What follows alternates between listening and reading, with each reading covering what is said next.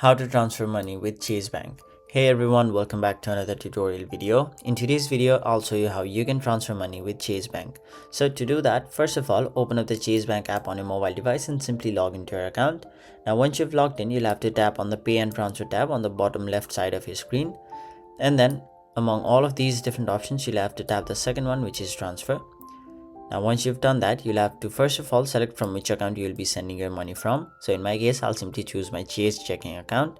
After that, you'll have to select the destination account. So here you can basically choose your Chase accounts, which may be your savings account, your credit card account, your checking account, etc. Or you can also add an external account. But if you already have added an external account, you can simply select the external account and send money to whomever you'd like. So once you've done that, you'll have to enter your amount, the frequency, and the transfer date. After that, you'll have to review and confirm the transfer. And once you've done that, you'll have successfully sent money with Chase Bank. So that was it for this video. Thank you so much for watching.